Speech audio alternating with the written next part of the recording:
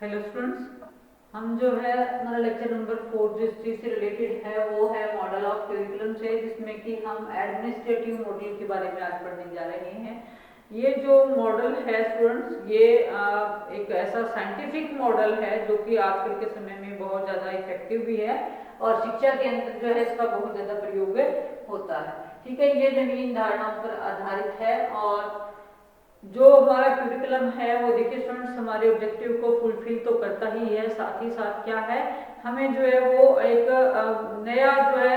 जो नई नई चीजें हम इसके माध्यम से सीखते हैं क्यूरिकुलम के माध्यम से, और जिनमें कुछ एक अप्रोचेस का भी हम प्रयोग करते हैं। तो जो मॉडल है वो मॉडल वर्ड क्या है, मॉडल प्रतिमान जिसको हम हिंदी में कहते हैं, ये क्या है अपने आप में एक ऐसी वस्तु हो सकती है, कोई कोई जो है वो क्या है व्यक्ति हो सकता है या ऐसा कोई क्रिया हो सकती है जिसके परिणाम स्वरूप हम क्या है उसका जो है ऐसे उस परिकल्पना के माध्यम से जो है वो हम अपने काम को या क्रियात्मक रूप में जो है हम उसको प्रयुक्त करते हैं। ठीक है, तो अगर हम डेफिनेशन देखें तो प्रोफेसर विल्ड के अनुसार देखें तो ये कहते हैं कि जब किसी आदर्श लक्ष्य की प्राप्ति के हेतु जब पाठ्यक्रम के स्वरूप का निर्धारण क्या है, पाठ्यक्रम प्रतिमान उसको कहा जाता है। किसी आदर्श लक्ष्य की प्राप्ति हेतु पाठ्यक्रम के स्वरूप का जो निर्धारण है वो ही क्या है, वही पाठ्यक्रम प्रतिमान को कहा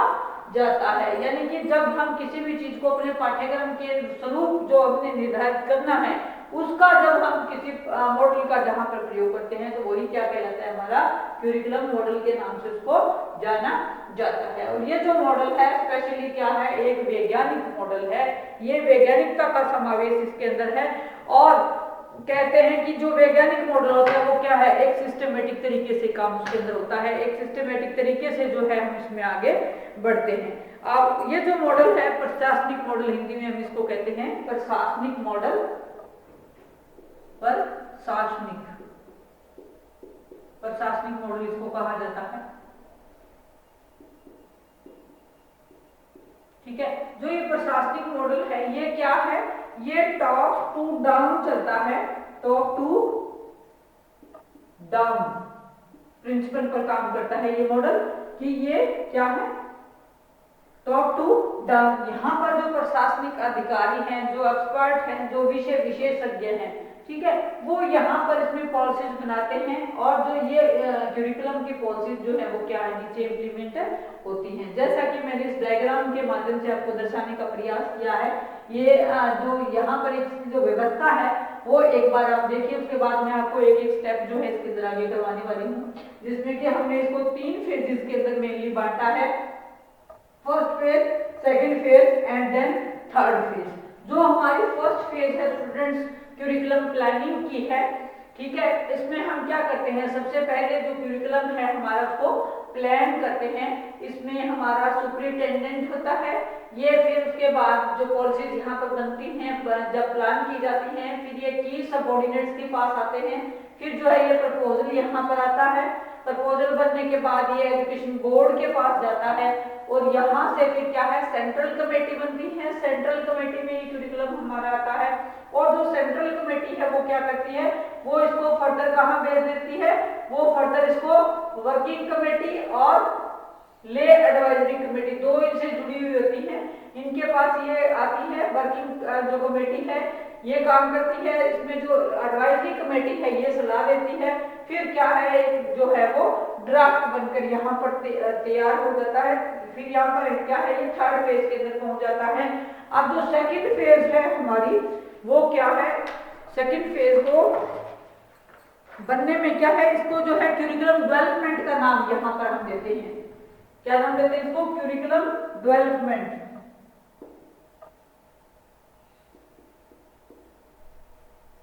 यहाँ पर जो है आपका क्यूरिकुलम जो बन करके क्या है डेवलपमेंट उसका होता है। ठीक है, फिर नेक्स्ट क्या है, थर्ड फेज के अंदर हम आ जाते हैं। थर्ड फेज में जो है वो ड्राफ्ट होता है, ड्राफ्ट बन के आ जाता है। यदि ड्राफ्ट जो है वो if not pass by the RC तब क्या है रिव्यू कमेटी जो है इसको क्या कर देती है, ड्राफ्ट रिव्यू कमेटी के पास जाता है रिव्यू होने के लिए कि जो करिकुलम बनाया है वो जो लागू करना है हमने वो किस प्रकार से जो है वो काम करेगा या नहीं, यहाँ पर रिव्यू होगा। यदि if not pass by the RC, यदि आरसी जो कमेटी है रिव्यू कमेटी इसके द्वारा पास नहीं होता है तो वापस जो ये क्या है, ये वर्किंग कमेटी जो यहाँ पर हमारी काम कर रही है इसके पास दोबारा आ जाएगा। और यदि if pass by the review committee then क्या है, इसका इम्प्लीमेंटेशन जो है वो कमेटी के द्वारा कर दिया जाएगा, ठीक है। और जो इम्प्लीमेंटेशन होने के बाद क्या है, इसकी जो है फिर मॉनिटरिंग होगी और उसके लिए भी क्या है एक अलग से मॉनिटरिंग कमेटी यहाँ पर बनाई जाती है। ये थर्ड फेज हमारा कहलाता है और इस थर्ड फेज का जो नाम है वो है करिकुलम इम्प्लीमेंटेशन। थर्ड फेज का जो नाम है वो क्या है, करिकुलम शॉर्ट में लिख देती हूँ मैं इम्प्लीमेंटेशन, ठीक है, ये इसका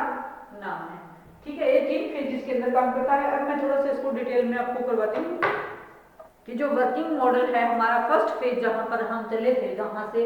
सुपरिटेंडेंट जो है इसमें जो सबसे पहले काम करते हैं, ये क्या करते हैं, इस चरण में जो है वो योजनाएं बनाई जाती है सबसे पहले। और ये योजना क्या है, इस चरण को करिकुलम प्लानिंग का नाम दिया जाता है जहां पर योजनाएं बनाई जाती हैं। जो सेकंड फेज हमारा है उसमें हम क्या करेंगे, जो सेकंड फेज के अंदर हम जो करने वाले हैं वो कहते हैं कि इस चरण पर पाठ्यक्रम की योजना को लिखित रूप दे दिया जाता है। लिखित रूप जो है यहाँ पर सेकंड फेज के अंदर जब हम आ जाते हैं, ये वाला स्टूडेंट्स हमारा सेकंड फेज है, यहाँ पर क्या है सेंट्रल कमेटी जो है वो वर्किंग कमेटी के रूप में और ले एडवाइजरी कमेटी के साथ मिलकर यहाँ पर जो है वो क्या है इसका लिखित रूप में काम शुरू हो जाता है। और जो थर्ड फेज की हम यहाँ पर बात करते हैं जहाँ पर हमारे पास ड्राफ्ट के रूप में काम आ जाता है, तो यह क्या है वास्तविक परिस्थितियों में हम इस काम को जो है वो क्रियान्वित करने का प्रयास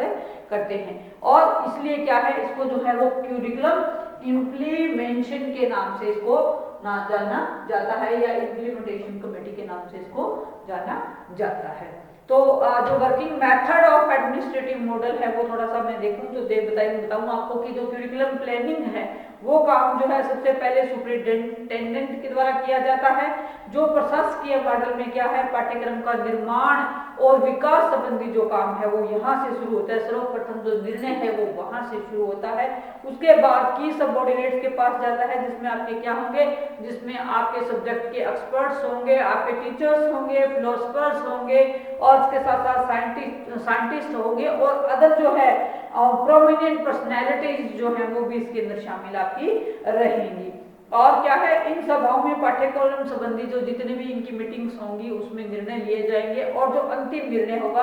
अब निरीक्षक और जो सहायक निरीक्षक होंगे ऑब्जर्वर जो होंगे वो उस पर अंतिम निर्णय लेकर के पाठ्यक्रम की जो योजनाएं हैं वो बनाएंगे। नेक्स्ट फिर बन करके क्या है यहाँ पर योजनाएं सारी बन जाती हैं एक्सपर्ट्स के द्वारा। उसके बाद क्या है फिर इसका प्रपोजल पर हम काम करेंगे। प्रपोजल जब आपके सामने बनकर आ जाता है तो क्या है प्रपोजल में एक ही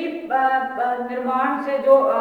क्या है जो पाठ्यक्रम की आउटलाइंस हमारी हो जाती है, हमारे सामने आ जाती है प्रपोजल के अंदर कि हमने किस प्रकार से पाठ्यक्रम को फॉलो करना है और कितने टाइम के अंदर हमने पूरी करना है। इन चीजों पर जो है वो फोकसिंग इसमें की जाती है। उसके बाद जो सेंट्रल कमेटी की अगर हम बात करें करिकुलम डेवलपमेंट के अंदर जहाँ पर विकास की प्रक्रिया हमारी रहती है तो ये क्या करते हैं जो यहाँ पर एजुकेशन बोर्ड जो है मुख्य रूप से जो काम करते हैं उसमें क्या है वर्किंग कमेटी के रूप में एजुकेशन बोर्ड यहाँ पर देखिए आप यहाँ पर आइए सबसे पहले यहाँ पर एजुकेशन बोर्ड इसमें काम करेगा।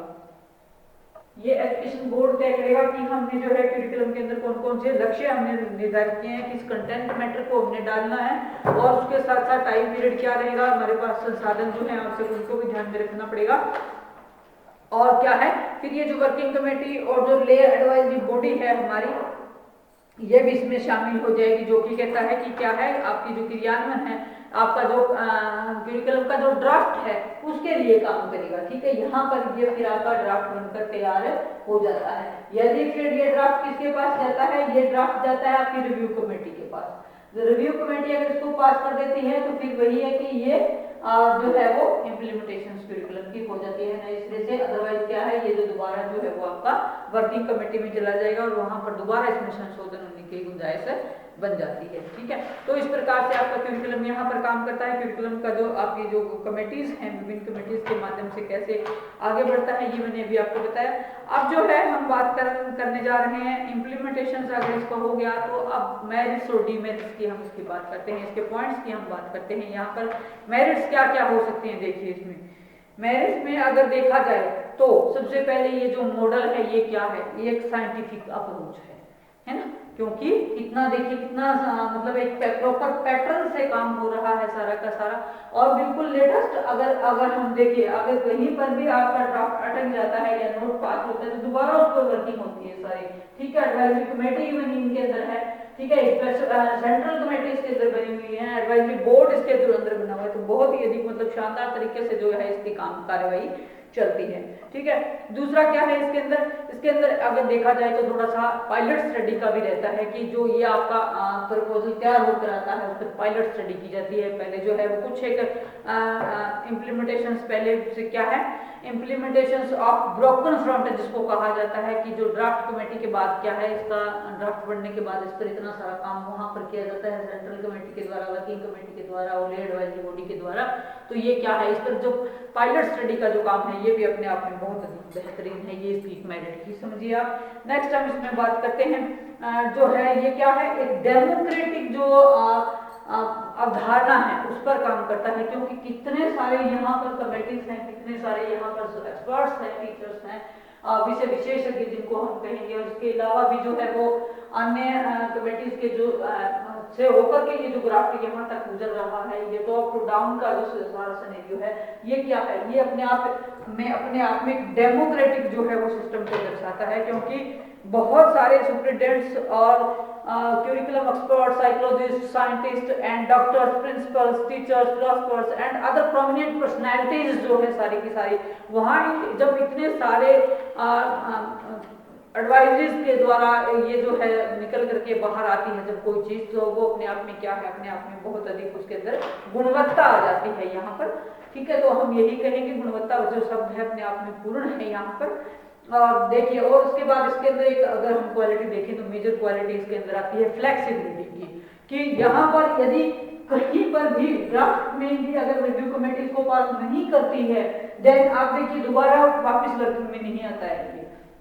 इस पर इम्प्लीमेंटेशन नहीं होता है। इट मींस कितनी फ्लेक्सिबिलिटी अगर है, यहाँ पर भी अगर एक्सपर्ट्स की राय एक नहीं होती है, देन भी क्या है इसके अंदर जो है वो चेंजिंग होने के आसार रहते हैं। ये जो पास होकर के यहाँ पर जब प्रपोजल के रूप में कब आता है, जब सभी जो लोग जो उस कमेटी के अंदर बैठते हैं वो सारे जब सहमत होते हैं तभी ये वर्किंग करता है। ठीक है, तो इसके अंदर कितनी सारी फ्लेक्सिबिलिटी रहती है कि ऊपर से नीचे तक जब ये यहाँ से शुरू होता है, जब इसकी प्लानिंग होनी हो जहाँ यहाँ पर ये लागू हो रहा है, तो इन बिटवीन इतने सारे स्टेप से गुजरता है। इट मींस बहुत सारी जो फ्लेक्सिबिलिटी की है इसके अंदर वो रहती है। देन हम बात करते हैं कि इजी अप्रूवल। देखिए, how we can say easy approval, but we say that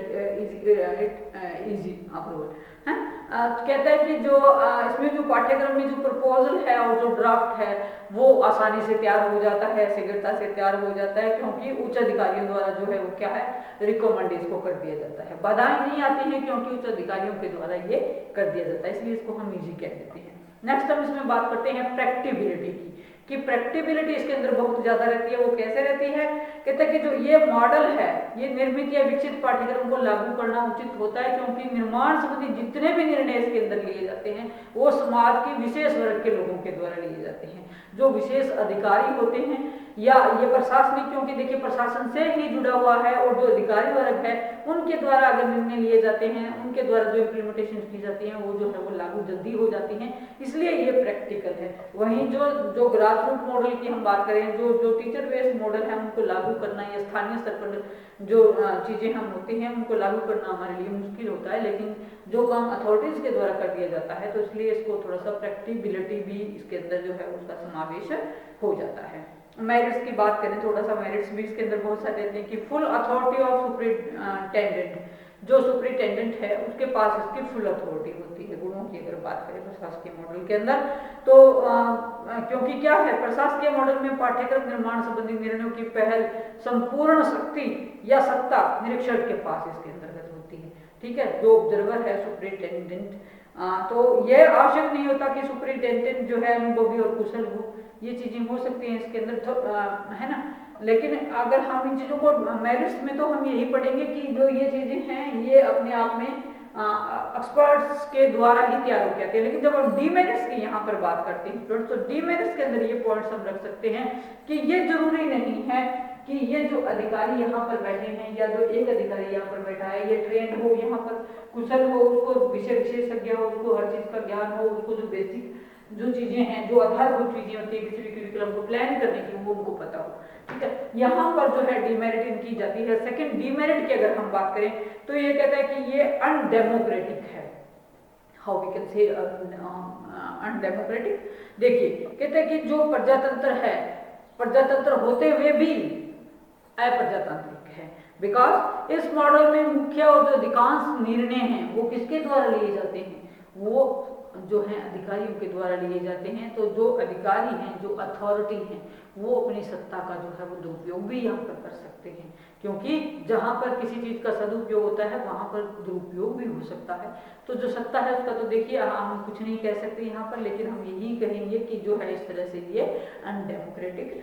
हो सकता है। ठीक है, जिसमें क्या क्या पाठ्यक्रम संबंधी जो निर्णय हैं वो वास्तविक कार्यों को अनदेखा करके भी कर दिए जाते हैं। कई बार प्रशासन के कार्य ही ऐसे होते हैं। तो देन थर्ड पॉइंट हम इसमें करेंगे कि लैक ऑफ कोऑर्डिनेशन। कोऑर्डिनेशन की अगर कमी है तो इसके अंदर क्या है, तो वहां पर भी गड़बड़ हो जाती है, क्योंकि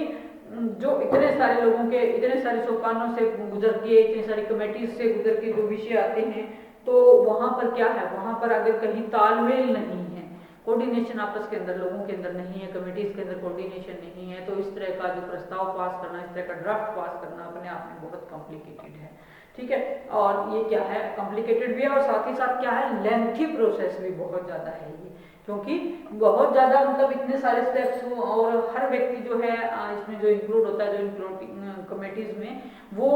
उन लोगों में सहमति बनाना अपने आप में यहाँ कॉम्प्लिकेशंस पैदा हो जाती हैं और बहुत ज्यादा ये जो है लेंथी प्रोसेस हो जाता है और खर्चीला भी हो जाता है, क्योंकि अनेक व्यक्तियों को कमेटियों में शामिल करना और उनकी व्यवस्था बनाना, प्रबंधन करना और उनका जो है वो उनका निरीक्षण करना, उनका किसी एक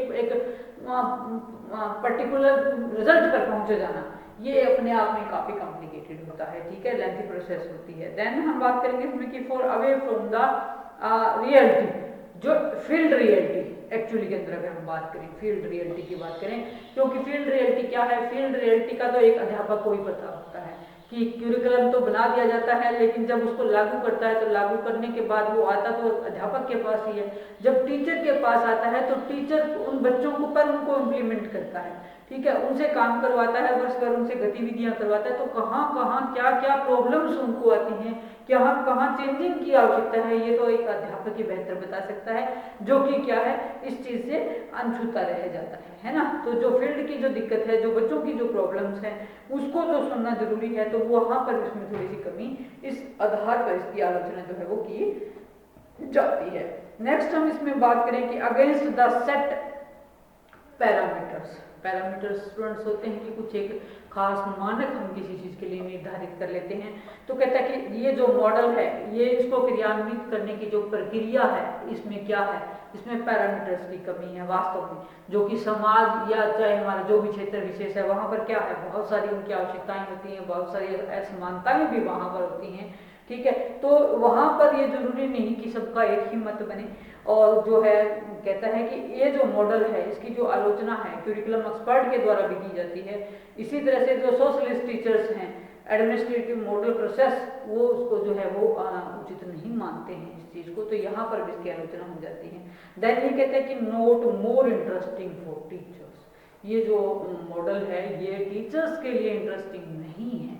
ठीक है, क्योंकि कहते हैं कि जो पाठ्यक्रम निर्माण है वो क्या है, वर्किंग कमेटी से ने क्या है लोकल गवर्नमेंट टीचर्स को इसमें शामिल किया, वर्किंग कमेटी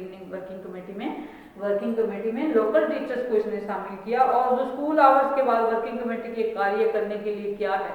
उनके लिए जाना पड़ता है। और इससे क्या है, जब कोई टीचर जो अध्यापक, ये जो वर्किंग कमेटी इसमें बनाई है इसमें अध्यापक काम करते हैं, लेकिन जो स्कूल का काम करने के बाद या इतने सारे घंटे स्कूल में बिताने के बाद जब वर्किंग कमेटी के लिए काम करना पड़े, तो उससे क्या है, तो इसमें जो आधिकारिक आदेश जो है, कई बार इसमें आधिकारिक भी होते हैं, कई बार नहीं भी होते, तो व्यक्तिगत जो रुचि है वो इसमें क्या हो जाती है, कमी हो जाती है, उसमें व्यक्तिगत रुचियों का टीचर्स की अभाव हो जाता है। इसलिए जो टीचर्स हैं वो सुझाव देते हैं, ये जरूरी नहीं कि वो पूर्णतया और उचित जानकारी के आधार पर या उस पर उचित जो है वो उसमें अपनी जो है वो जिसको हम कहेंगे कि अपनी जो सब्जेक्टिविटी है उसके अकॉर्डिंग ही थे, बल्कि कई बार क्या है अधिकारियों के दबाव में भी आकर या समय की जो है कमी के कारण भी क्या है वहां पर जो है वो इसको अनदेखा कर देते हैं, है ना। तो ये चीजें इसके अंदर है। इसके बावजूद भी जो एडमिनिस्ट्रेटिव जो मॉडल है ये क्या है, सर्वाधिक प्रसिद्ध मॉडलों के रूप में इसको जाना जाता है। क्योंकि सर्वाधिक प्रसिद्ध इसलिए क्योंकि जो विकासशील देश हैं वहां पर क्या है, वहां पर जो है वो अथॉरिटी का देखिए थोड़ा सा रहता है इसमें, क्योंकि ये प्रशासन की तरफ से जल्दी व्यवहारिक रूप से हम इसको लागू कर सकते हैं और उसमें जो फैसले होते हैं वो भी कमेटीज के जरिए लिए जाते हैं। तो इसलिए जो टॉप टू डाउन प्रिंसिपल पर आधारित है, इस सिद्धांत पर होने के कारण इसमें थोड़ा सा क्या है, इस काम को वर्किंग करने में आसानी रहती है। इसलिए इस मॉडल को जो है गुणवत्ता इतनी कमी होने के बावजूद भी इसकी गुणवत्ता को जो है हम कम नहीं मान सकते, क्योंकि बहुत ज़्यादा गुणवत्ता इसमें रहती है। और अन्य जो है ये मेन बात ये है कि ये NCERT की अवधारणा पर आधारित है और उसकी जो कार्यविधि है NCERT की वो इसी मॉडल पर आधारित है। एट प्रेजेंट अगर हम देखें तो NCERT जो कि इन चीज़ों में इंक्लूड है, इनकी जो देख रेख करती हैं ये संस्था, तो ये था हमारा आज का प्रशासनिक मॉडल। एक बार फिर से अगर हम इसको देखें तो मैं थोड़ा सा एक बार फिर आपको बताऊं कि ये जो है 3 फेजेस के अंदर काम करता है मेनली, ठीक है। यहाँ पर फर्स्ट फेज, यहाँ पर सुपरिटेंडेंट, फिर की सबऑर्डिनेट, उसके बाद आपका प्रपोजल बन गया, प्रपोजल बनने के बाद आपका करिकुलम प्लानिंग का काम यहाँ पर पूरा हो गया, फिर आपका जो एजुकेशन बोर्ड इसमें आ गया, वहां से क्या है एजुकेशन बोर्ड से सेंट्रल कमेटियां बनी, कमेटी जो है वो वर्किंग में यहाँ पर आई और वर्किंग और ये एडवाइजरी कमेटी जो है इसमें शामिल होते हुए क्या है ड्राफ्ट बना, जिसको ये जो प्रोसेस थी सेक्रेटरीज की, ये करिकुलम डेवलपमेंट के नाम से जानी जाती है। एंड देन जो ड्राफ्ट है यदि वो रिव्यू कमेटी के द्वारा पास कर दिया जाता है तो इम्प्लीमेंटेशन हो जाता है, उसका मॉनिटरिंग के लिए चला जाता है। यदि पास नहीं होता है तो दोबारा से क्या है सारी की सारी प्रोसेस है दोबारा होती है, ठीक है। तो ये था स्टूडेंट्स हमारा आज का प्रशासनिक मॉडल, आशा करती हूँ समझ आया होगा, ठीक है।